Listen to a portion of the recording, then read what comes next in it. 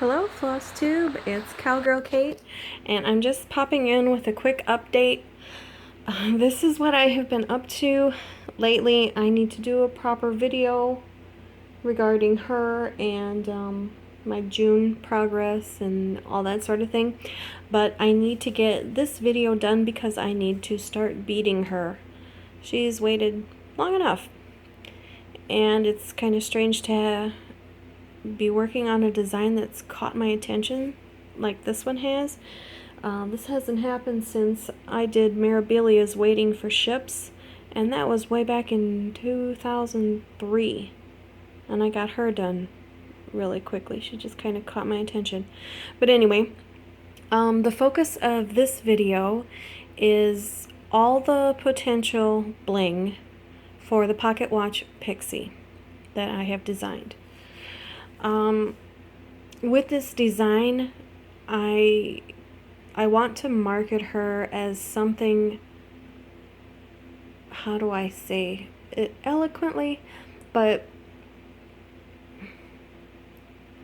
it's going to be something of a magpie kind of idea. I need to make up a logo and all that sort of thing, but I want to encourage other stitchers to go around treasure hunting for this little fairy. And there is so much stuff out there. Right now steampunk is very popular. It hit my area about 10 years ago, and it just kind of branched off from like Civil War reenactment people just wearing the clothes like whatever. And I love that idea, but I don't have an outfit yet. Anyway, moving on. These are the potential candidates, and some that are going to be definitely used. So I'm just going to make a quick video featuring the treasures that I was able to find, and I'll just choose from those and kind of narrow it down to what is going to be used. So I'll just kind of go over each thing that we see here, and I'll start in the front. Down here, these are 4mm bicone crystals, and you can get these Hobby Lobby, Michaels, online bead stores like Fire Mountain Gems. Mill Hill sells them, but I don't know about this color. And what it is it's an amethyst or a light purple, and it has a fire polish or aurora borealis finish on it. And really that's typically the only information that you really need is it'll be those colors and that size. This one here, I am not sure if I'm going to use, but it's Bead Gallery. They look like Swarovski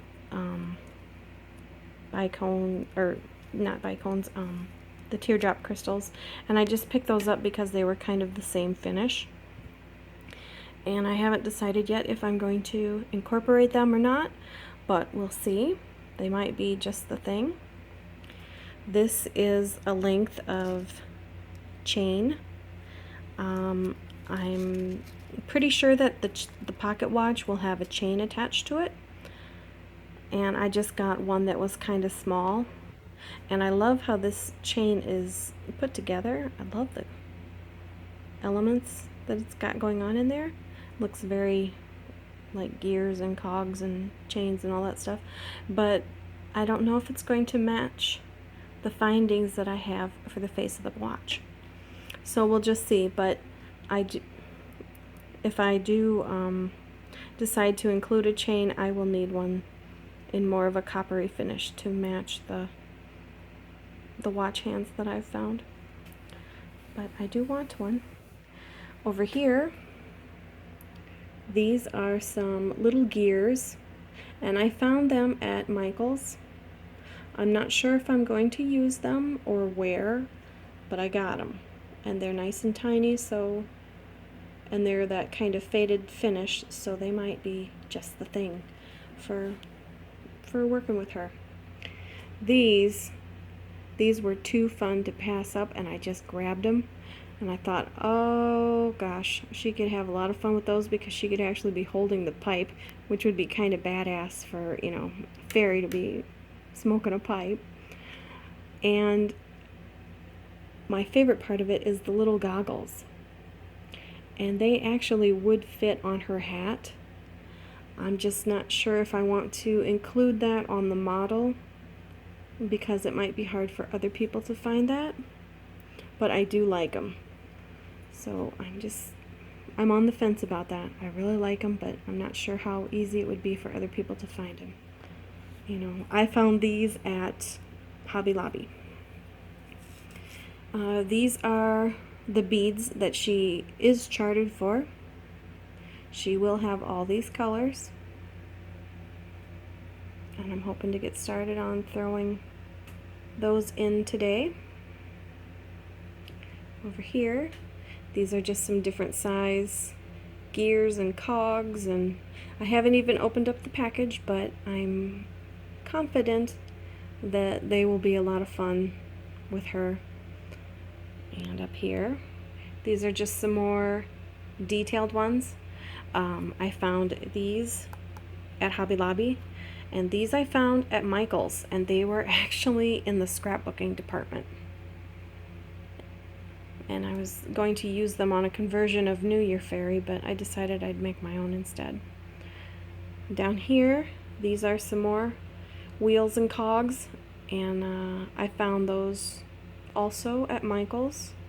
They were in the scrapbooking section. Down here are the tiny gears, and you'll notice a lot of this stuff was rather expensive. I only get stuff when it's 50% off, and then I hoard it till I need it.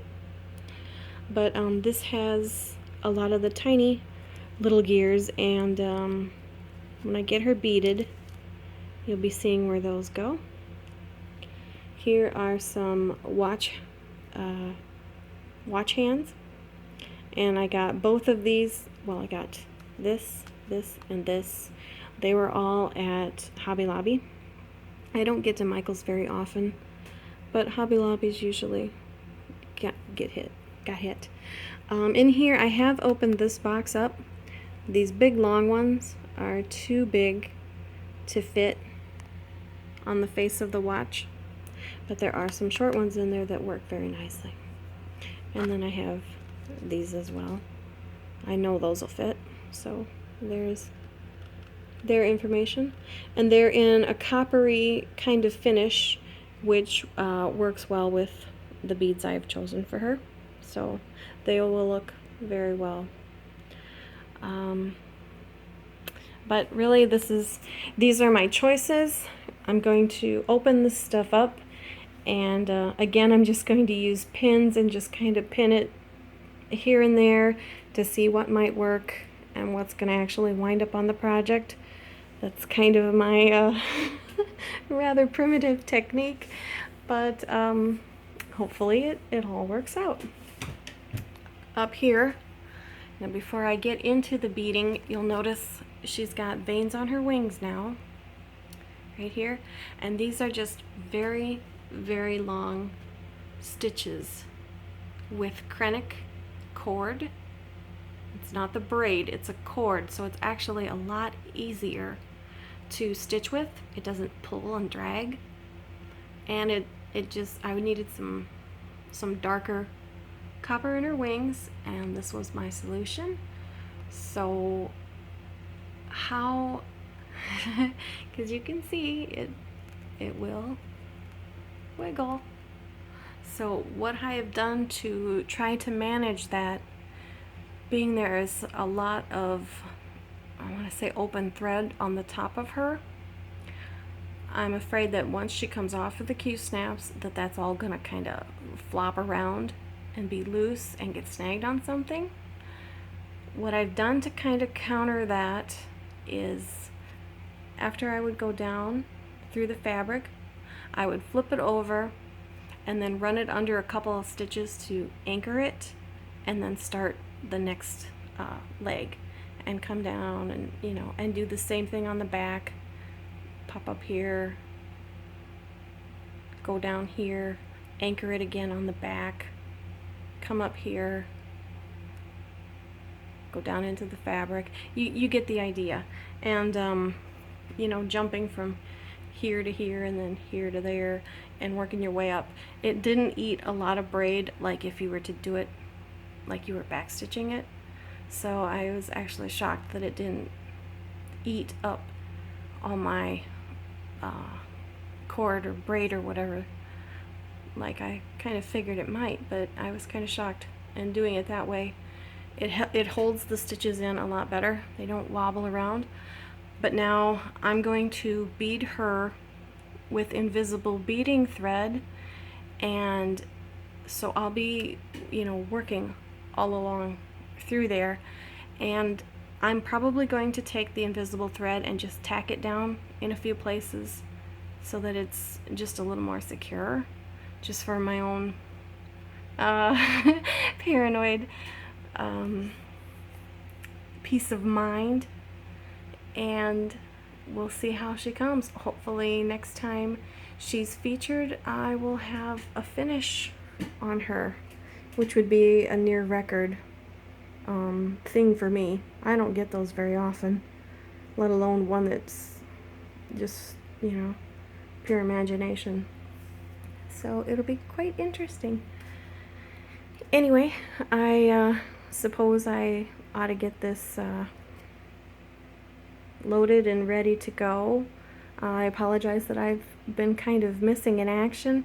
This is what I've been up to, and a lot of farming stuff, so I even today I'm not nearly presentable enough for going on camera, but I needed to get this video out because I am going to start to bead her, and I just kind of wanted to get over all of the choices that I had going on that she might wind up with. And of course, once she does get this stuff stitched onto her, I will of course be documenting that information, and maybe I'll even make a beading video like I did with MIDI.